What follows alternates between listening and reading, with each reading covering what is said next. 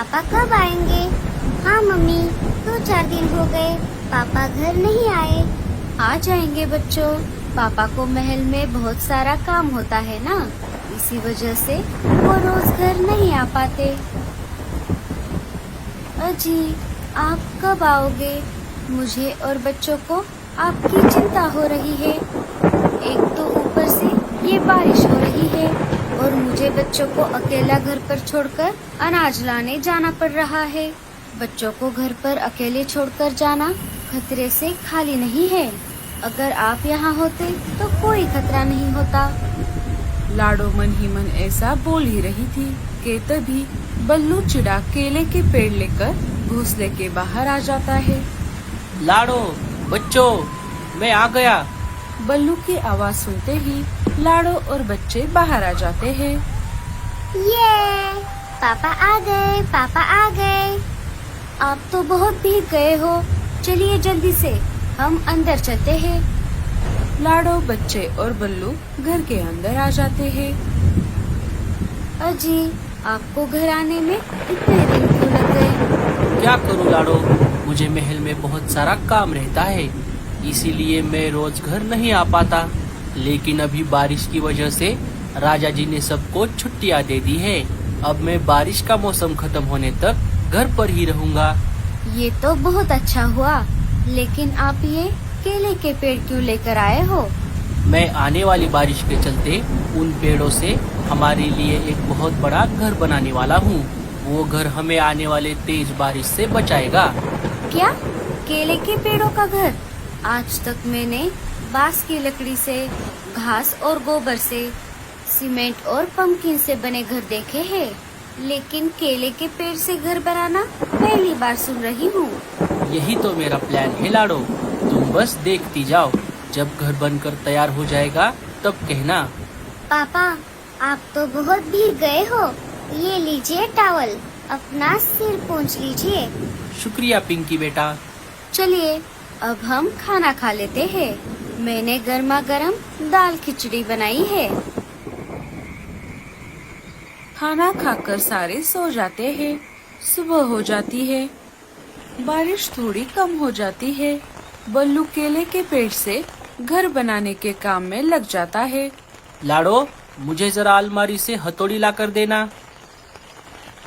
अजी, आप ये सुबह सुबह हथौड़े से क्या काम करने वाले हो? मुझे हमारा नया केले के पेड़ों का घर बनाने के लिए हथौड़े की जरूरत है। तुम जल्दी से जाकर अलमारी से हथौड़ी लेकर आओ। अजी, अब बारिश थोड़ी कम हो गई है, आप घर का काम बाद में कर लेना। पहले जाकर अनाज लेकर आइए। अरे लाडो, मैं जब कल घर आ रहा था तब आते आते मैं बहुत सारा अनाज लेकर आया था। वो सारा अनाज मैंने अलमारी में रख दिया है।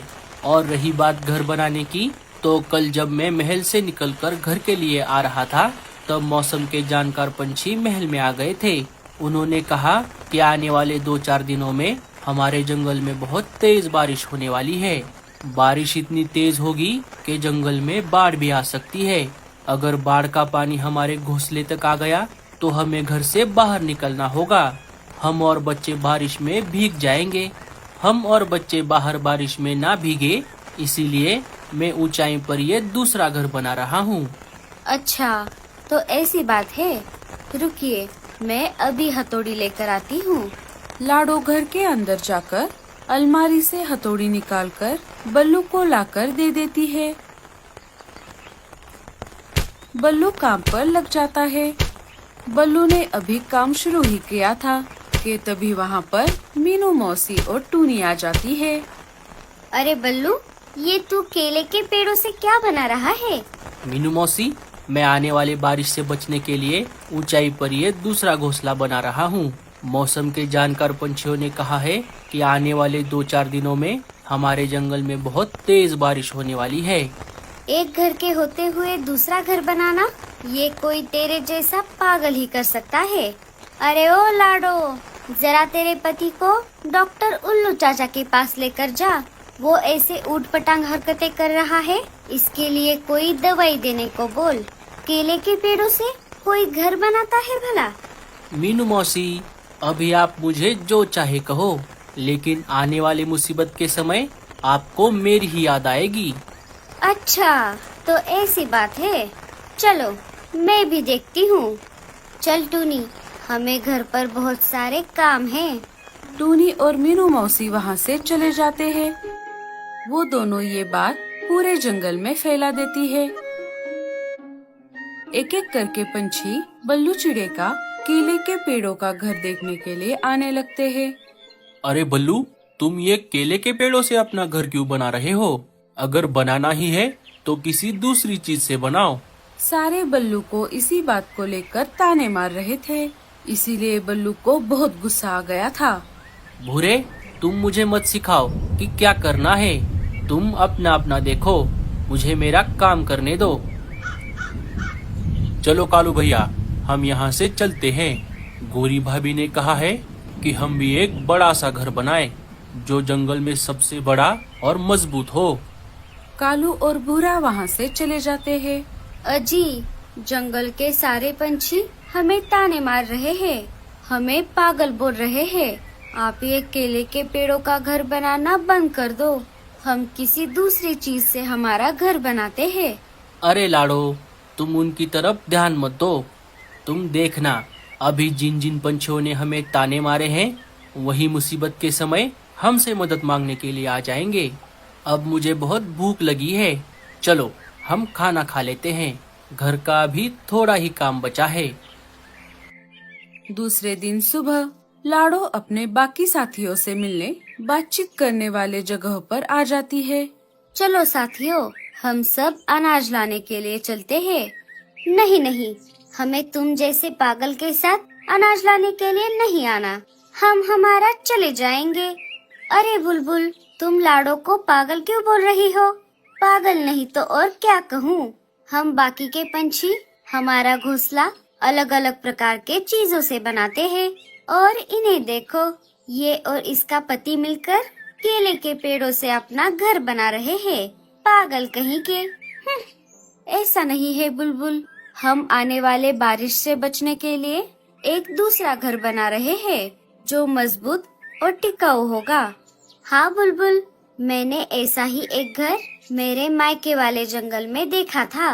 वैसे घर में बारिश का पानी नहीं आता। मुझे तो लगता है कि बारिश अब नहीं आएगी। अगर आनी होती तो अब तक आ जाती। अरे नहीं टूनी, बारिश आएगी या नहीं ये हम नहीं बता सकते। क्या पता अभी थोड़ी ही देर में तेज बारिश शुरू हो जाए। मीनू मौसी के ऐसा कहते ही आसमान में घने काले बादल छा जाते हैं और थोड़ी ही देर में जोरदार बारिश शुरू हो जाती है। सारे पंछी वहाँ से निकलकर अपने अपने घोंसले में आ जाते हैं। बल्लू जी, अब हम क्या करें? लाडो, तुम चिंता मत करो, घर का काम पूरा हो गया है। लेकिन आज के लिए हम हमारे पुराने ही घर में रहेंगे। लाडो सबके लिए गर्मा गर्म खाना बनाती है। खाना खाकर सारे सो जाते हैं। जब सुबह हो गई तब लाडो ने देखा तेज बारिश की वजह से जंगल में बाढ़ आ गई थी और बाढ़ का पानी उनके घोंसले तक आ गया था। बल्लू जी, अगर पानी हमारे घोंसले तक आ गया है तो इसका मतलब है कि पूरा जंगल पानी में डूब गया है, क्योंकि पूरे जंगल में सबसे ऊपर हमारा ही घोंसला था।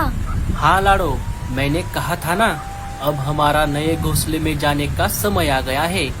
चलो हम चलते हैं। लाडो, बच्चे और बल्लू अपना जरूरी सामान लेकर नए घोंसले में चले जाते हैं। जैसे ही लाडो और बच्चे अपने नए घोंसले में आ गए, लाडो तो घोंसले को देखकर हक्का बक्का रह गई। अजी, आपने तो कमाल कर दिया। मुझे नहीं पता था कि आप इतना बड़ा और सुंदर घोंसला बनाने वाले हो। मुझे माफ कर दीजिए। पापा, हमें ये घर बहुत पसंद आया। कि तभी लाडो ने खिड़की से देखा, मीनू मौसी का घोंसला पानी में डूब गया। मीनू मौसी और टूनी पानी में बहने लगी। बचाओ बचाओ, अरे कोई हमें बचाओ। टूनी, मीनू मौसी, इधर आइए।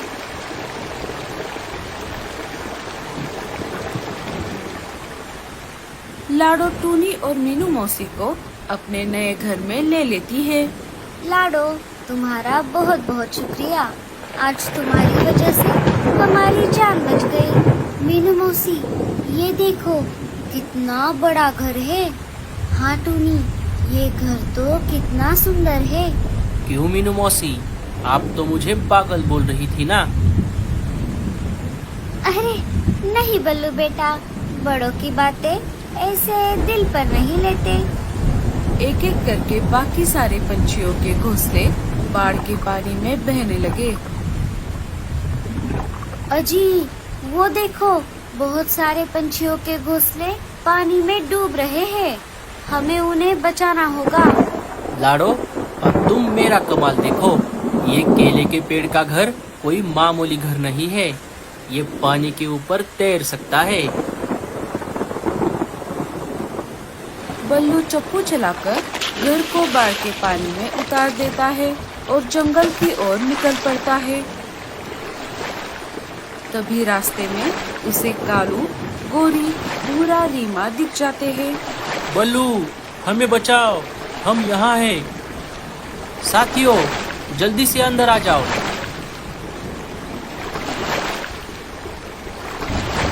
चारों एक एक करके घर के अंदर आ जाते हैं।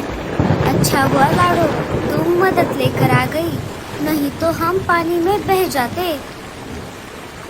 बल्लू एक एक करके सारे जंगल के पंछियों को अपने केले के पेड़ के घर में लेकर उनकी जान बचाता है। क्यों भूरे, तुम तो बल्लू को पागल बोल रहे थे। बल्लू, हमें माफ कर दो। आज तुम्हारी वजह से हमारी जान बची है। बुलबुल चिड़िया भी लाडो से माफी मांगती है। कोई बात नहीं बुलबुल,